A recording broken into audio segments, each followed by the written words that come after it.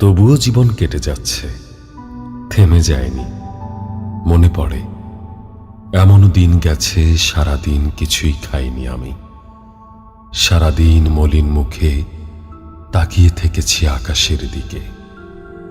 একটির পর একটি জাগতিক ব্যর্থতার আকাশচুম্বী পাহাড় আমাকে পিষে নিষ্পিষ্ট করে দিয়েছে।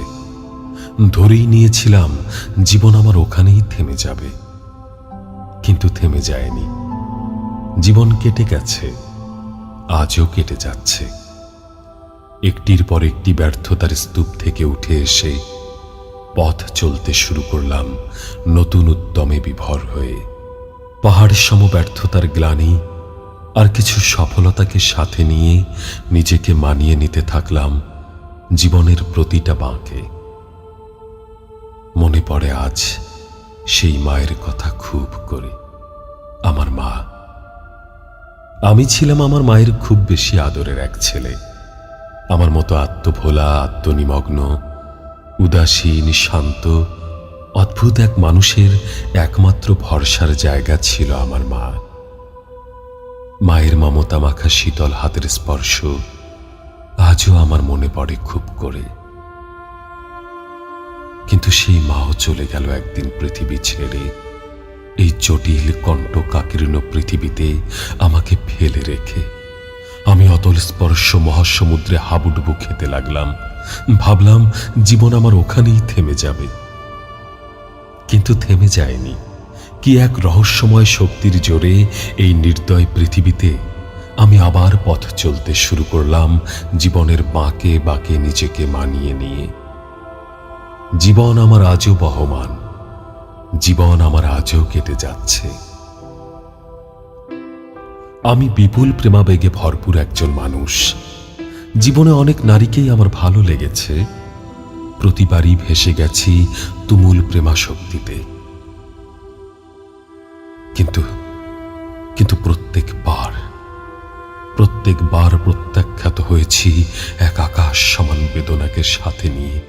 প্রতিবারই না পাওয়ার ধুধু দুঃখরা আমাকে ভেঙে চুরে বিধ্বস্ত করে দিয়েছে,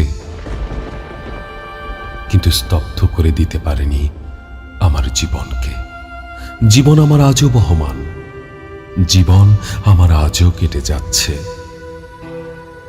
আমি এখন বলতে গেলে জীবনের মধ্য গগনে, জীবনের নানা চরাচরে এসে শেষে জেনেছি জীবন একটা প্রবহমান স্রোতবহা নদীর মতো।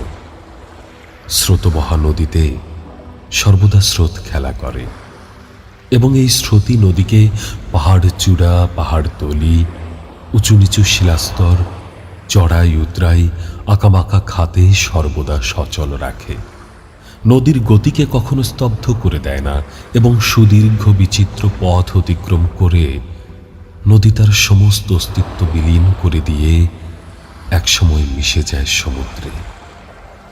জীবনে যতই থাকুক ব্যর্থতা, ঘাত প্রতিঘাত, হাহাকার, না পাওয়ার ধুধু বেদনা, বেঁচে থাকার তৃষ্ণা কখনোই নিঃশেষ হয়ে যায় না। এই বেঁচে থাকার অপার তৃষ্ণাতেই মানুষ জীবনের নানা ঘাত প্রতিঘাতে নিজেকে নেয় মানিয়ে। তারপর এক সময় জীবন স্তব্ধ হয়ে শেষ হয় মৃত্যুর কাছে এসে। মৃত্যু ছাড়া জীবন তৃষ্ণার কোনো শেষ নেই।